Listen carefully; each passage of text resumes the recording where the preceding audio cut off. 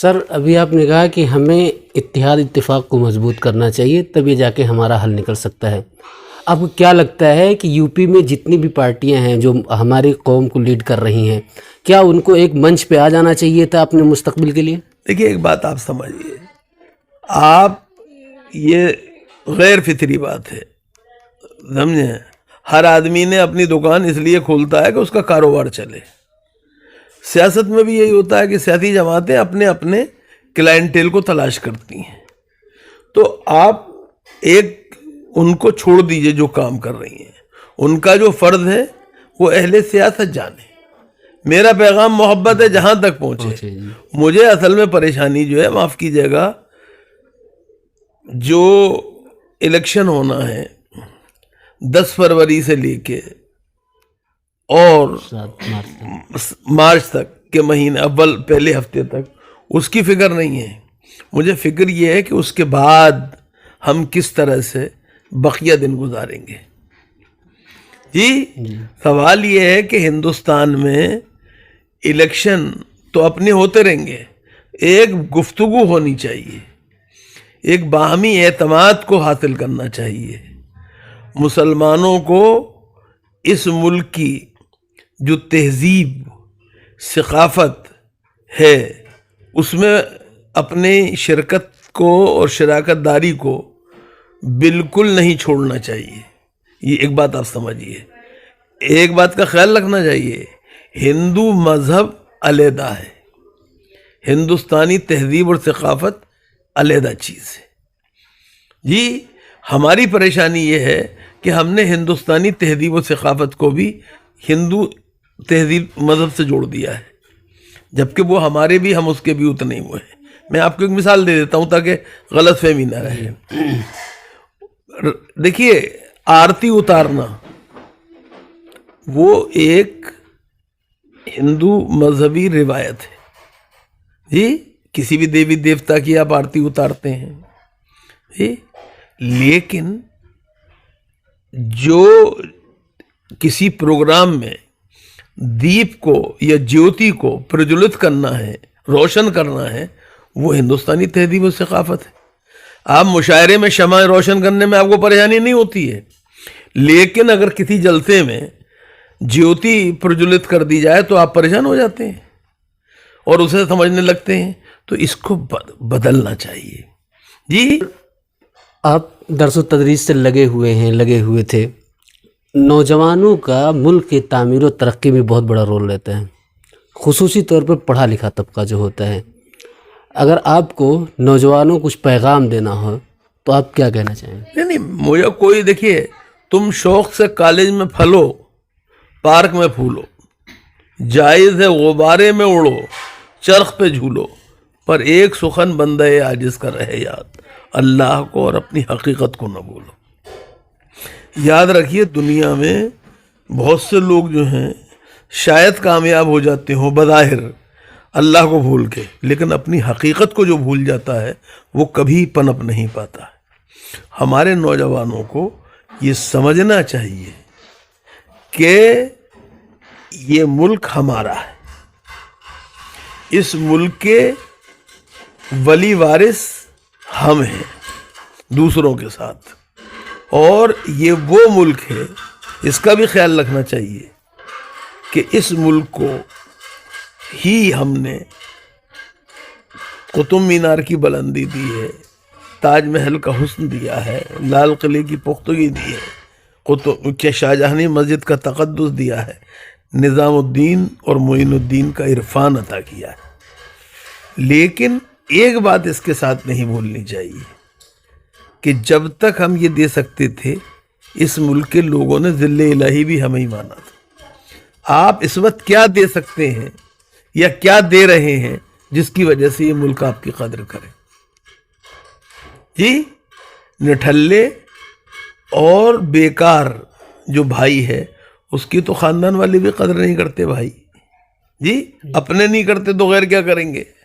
تو ہمیں، لیکن میں سرکار اس کے ساتھ، مسلمانوں کے ساتھ، نوجوانوں کے ساتھ سرکاروں سے بھی یہ کہنا چاہوں گا کہ آپ خدا کے لیے مسلمان نوجوانوں کو کرکٹ کا 12واں کھلاڑی مت بنائیے۔ 12ویں کھلاڑی کی کیا پوزیشن ہوتی ہے؟ ہوتا یہ ہے کہ وہ ٹیم کا حصہ ہوتا ہے لیکن نان پلینگ ہوتا ہے، جی نان پرفارمنگ ہوتا ہے، اور اس کی کیا سوچ ہوتی ہے؟ آپ کبھی غور کیا آپ نے؟ وہ ڈریسنگ روم میں بیٹھا ہوا یہ سوچتا رہتا ہے کہ یہ 11 جو سالے کھیل رہے ہیں ان میں سے کوئی ایک ہرٹ ہو جائے تاکہ میں اس کی جگہ جاؤں، اپنے جوہر دکھاؤں، اپنی ٹیم کو جتاؤں اور اپنے ملک کا نام اونچا کروں۔ جی یہ انجرڈ سائیکی ہوتی ہے۔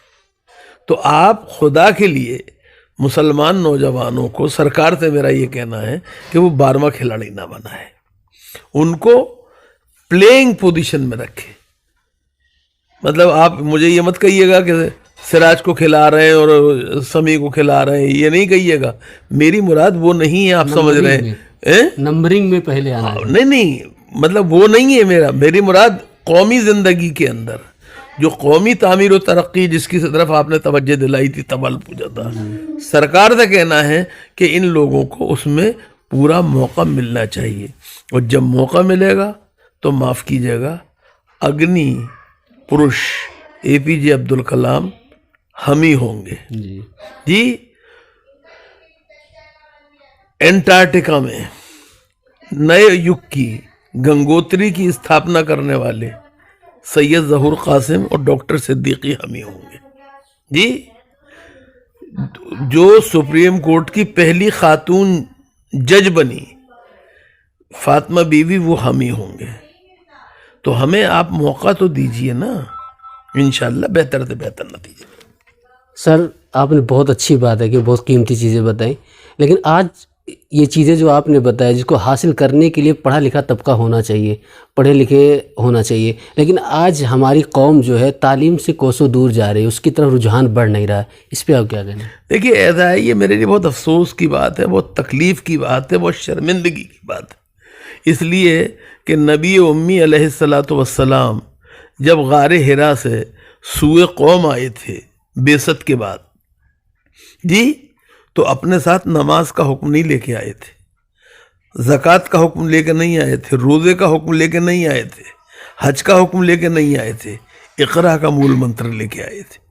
جی تاریخ انسانی میں، اسلامی میں نہیں کہہ رہا ہوں، تاریخ انسانی میں جناب محمد الرسول اللہ صلی اللہ علیہ وسلم محسن انسانیت اس لیے ہیں، رحمت للعالمین میرے نزدیک اس لیے ہے کہ ایک ایسے زمانے میں جب تعلیم پر چند لوگوں کی اجارہ داری تھی، لوگ عام آدمی کو حرف علم و دانش حاصل کرنا تو بڑی بات ہے، سننے کی اجازت نہیں تھی، اور غلطی سے سن لے اور اس کے کان میں پڑ جائے تو گرم گرم سیسا پگھلا کر ڈال دیا جاتا تھا۔ ایسے وقت میں اللہ کے آخری رسول صلی اللہ علیہ وسلم نے فرمایا علم حاصل کرنا فرض ہے ہر مسلمان مرد پر، ہر مسلمان عورت پہ۔ تو معاف کیجیے گا، نماز پڑھنا جس طرح فرض ہے، اللہ کے رسول نے علم حاصل کرنے کو بھی اسی طرح فرض کیا۔ انہوں نے فرمایا علم حاصل کرو ماں کی گود سے لے کے قبر تک۔ آپ سے میں پوچھتا ہوں، رسول اللہ تو باپ تھے، ماں تو تھے نہیں، پھر انہوں نے ماں کیوں کہا؟ جی یہ سوال ہے، سوچنا چاہیے۔ اس لیے کہا کہ وہ تمام باپ جو لڑکیوں کے باپ ہیں، جی وہ اپنی بیٹیوں کو اعلیٰ سے اعلیٰ تعلیم اور بہتر سے بہتر تعلیم دلائیں، چونکہ جو آج کی بیٹیاں ہیں وہی تو کل کی مائیں ہوں گی۔ اگر آپ انہیں آج زیور تعلیم سے آراستہ نہیں کریں گے تو کل ان کی گودیں جو ہیں وہ کس طرح آنے والی نسل کی درسگاہ بن پائیں گی؟ جی مگر مسلمان جو ہیں اس راستے سے بھٹک گئے۔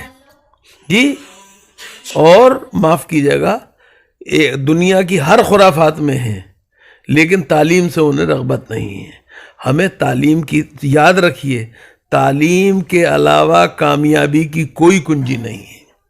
اللہ کے رسول صلی اللہ علیہ وسلم نے مسلمانوں کو دنیا میں کامیابی کے 2 اصول بتائے تھے، 2 گر بتائے تھے، ایک تعلیم اور ایک تجارت۔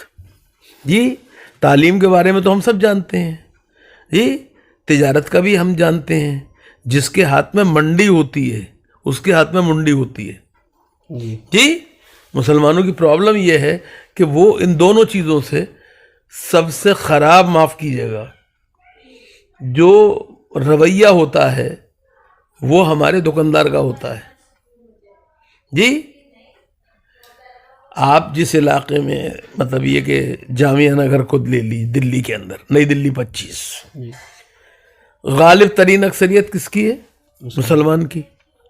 کامیاب تاجر کون ہے؟ غیر مسلم. جی جب میں جامعہ میں آیا 1980 میں، اور مجھے گرہستی کو لانا تھا علی گڑھ سے، تو میں نے کہا کہ بھئی کیا میں کرانے کا سامان، گھر کی گروسری کہاں سے آئے؟ تو لوگوں نے کہا کہ آپ چھابڑا کے یہاں چلے جائیے. میں چھابڑا کے یہاں گیا، پرچی دی، انہوں نے سامان میرے گھر پہنچا دیا. میں نے ان سے کہا کہ بھئی کتنے پیسے ہوئے؟ ان کا ماسٹر صاحب ابھی تو آپ آئے ہو، جوائن کیا ہے، آپ اگلی تنخواہ، آپ کو تنخواہ تو اگلے مہینے ملے گی، جب دیجیے گا. معلوم ہو اس نے مجھے ہمیشہ کے لیے اپنا مقروض بنا لیا. جی تو آپ جو بٹلہ ہاؤس میں لالاؤں کی دکان جو ہے وہ ہمارے زمانے میں سب سے زیادہ چلتی تھی. تو میرے جو میں کوئی برائی، میں یہ نہیں کہہ رہا ہوں کہ سارے لوگوں کا رویہ یہی ہے، میں ایک بات کہہ رہا ہوں. آپ کو اللہ کے رسول صلی اللہ علیہ وسلم سے محبت کا اگر دعویٰ کرتے ہیں، ان کے اسوے پہ چلنے کی بات کرتے ہیں، تو یاد رکھیے آسمان سے آج بھی ایک ہی صدا آ رہی ہے کہ محمد سے وفا تو نے، تو ہم تیرے ہیں، یہ جہاں چیز ہے کیا، لوح و قلم تیرے ہیں. آپ لوح و قلم سے مراد علم ہے، یہاں پر اس کی طرف توجہ دیجیے. پروفیسر صاحب NIN سے آپ بات کرنے کے لیے بہت بہت شکریہ. بہت شکریہ آپ کا، آپ نے یاد کیا. یہ تھے پروفیسر اختر الواسع صاحب، جو ہمیں سیاسی اور علمی اور تعلیمی کے طور پر جاگروک کر رہے تھے. ان کا کہنا ہے کہ سماج میں مقام و مرتبہ چاہیے تو علم کی بدولت مسلمانوں کو اپنے بچوں اور اپنے بچیوں کو تعلیم میں زیادہ سے زیادہ زور دینا چاہیے اور اچھے اچھے مناسب پر ان کو تعینات کرنا چاہیے. پھر ملیں گے کسی خاص مہمان کے ساتھ. میں ہوں محی الدین آزاد اور آپ دیکھتے رہیے NIN.